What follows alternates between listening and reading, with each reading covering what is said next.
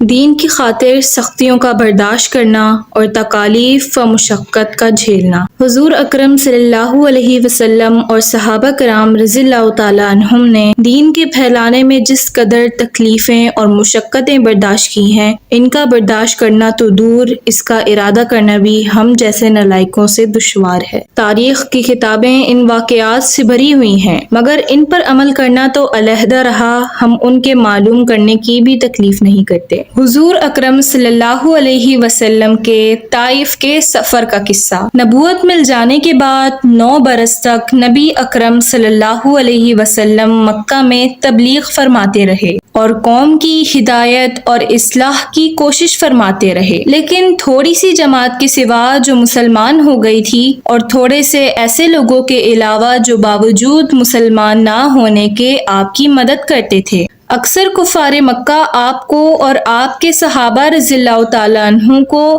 ہر طرح کی تکلیف پہنچاتے تھے، مذاق اڑاتے تھے اور جو ہو سکتا تھا اس سے درگزر نہ کرتے تھے۔ حضور اکرم صلی اللہ علیہ وسلم کے چچا ابو طالب بھی انہی نیک دل لوگوں میں تھے، جو باوجود مسلمان نہ ہونے کے حضور اکرم صلی اللہ علیہ وسلم کی ہر قسم کی مدد فرماتے تھے۔ جب ابو طالب کا بھی انتقال ہو گیا تو کافروں کو اور بھی ہر طرح کھلے مہار اسلام سے روکنے اور مسلمانوں کو تکالیف پہنچانے کا موقع ملا۔ حضور اقدس صلی اللہ علیہ وسلم اس خیال سے طائف تشریف لے گئے کہ وہاں قبیلہ ثقیف کی بڑی جماعت ہے، اگر وہ قبیلہ مسلمان ہو جائے تو مسلمانوں کو ان تکلیفوں سے نجات ملے گی اور دین کے پھیلنے کی بنیاد بڑھ جائے گی۔ وہاں پہنچ کر قبیلے کے 3 سرداروں سے جو بڑے درجے کے سمجھے جاتے تھے گفتگو فرمائی اور اللہ کے دین کی طرف بلایا اور اللہ کے رسول کے یعنی اپنی مدد کی طرف متوجہ کیا، مگر ان لوگوں نے بجائے اس کے کہ دین کی بات کو قبول کرتے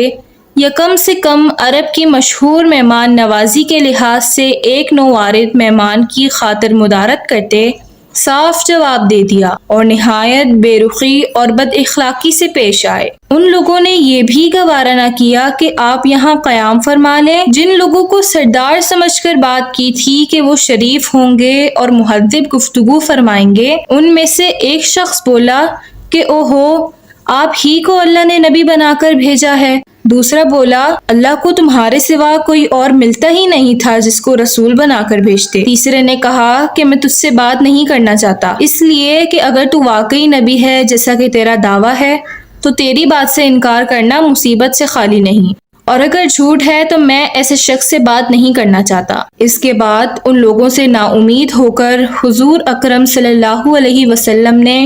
اور لوگوں سے بات کرنے کا ارادہ فرمایا کہ آپ صلی اللہ علیہ وسلم تو ہمت اور استقلال کے پہاڑ تھے، مگر کسی نے بھی قبول نہ کیا،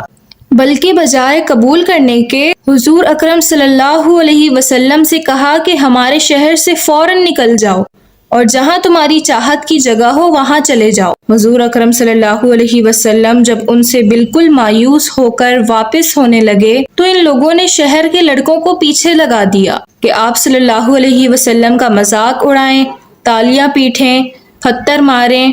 حتیٰ کہ آپ صلی اللہ علیہ وسلم کے دونوں جوتے خون سے جاری ہونے سے رنگین ہو گئے۔ حضور اقدس صلی اللہ علیہ وسلم اسی حالت میں واپس ہوئے۔ جب راستے میں ایک جگہ ان شریروں سے اطمینان ہوا تو حضور اکرم صلی اللہ علیہ وسلم نے یہ دعا مانگی، اے اللہ، تجھی سے شکایت کرتا ہوں میں اپنی کمزوری کی اور بے کسی کی اور لوگوں میں ذلت اور رسوائی کی۔ اے ارحم الراحمین، تو ہی ضعفاء کا رب ہے اور تو ہی میرا پروردگار ہے۔ تو مجھے کس کے حوالے کرتا ہے؟ کسی اجنبی بیگانہ کے جو مجھے دیکھ کر ترش روح ہوتا ہے اور منہ چڑھاتا ہے، یا کسی دشمن کے جس کو تو نے مجھ پر قابو دے دیا؟ اے اللہ، اگر تو مجھ سے ناراض نہیں تو مجھے کسی کی بھی پرواہ نہیں، تیری حفاظت مجھے کافی ہے۔ میں تیرے چہرے کے اس نور کے طفیل جس سے تمام اندھیریاں روشن ہو گئیں اور جس سے دنیا اور آخرت کے سارے کام درست ہو جاتے ہیں، اس بات سے پناہ مانگتا ہوں کہ مجھ پر تیرا غصہ ہو یا تو مجھ سے ناراض ہو۔ تیری ناراضگی کا اس وقت تک دور کرنا ضروری ہے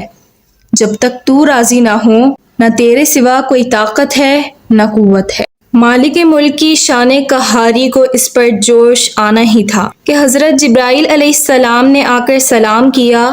اور عرض کیا کہ اللہ تعالیٰ نے آپ کی قوم کی وہ گفتگو جو آپ سے ہوئی ہے سنی اور ان کے جوابات سنے، اور ایک فرشتے کو جس کے متعلق پہاڑوں کی خدمت ہے آپ کے پاس بھیجا ہے کہ آپ جو چاہیں اس کو حکم دیں۔ اس کے بعد اس فرشتے نے سلام کیا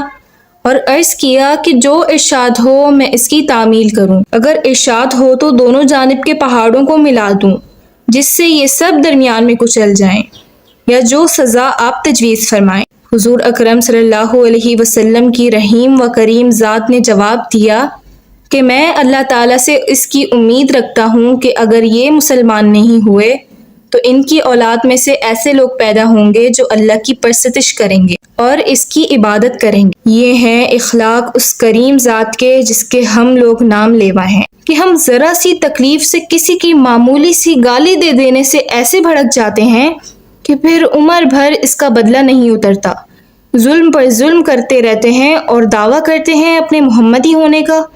نبی کے پیرو بننے کا۔ نبی کریم صلی اللہ علیہ وسلم اتنی سخت تکلیف اور مشقت اٹھانے کے باوجود نہ بدعا فرماتے ہیں نہ کوئی بدلہ لیتے ہیں۔ امید کرتی ہوں کہ آپ کو آج کی ویڈیو اچھی لگی ہوگی۔ اگر آپ کو آج کی ویڈیو اچھی لگی ہے تو اس کو لائک کریں اور ہمارے چینل الاسلام اسلامک 77 کو سبسکرائب کریں۔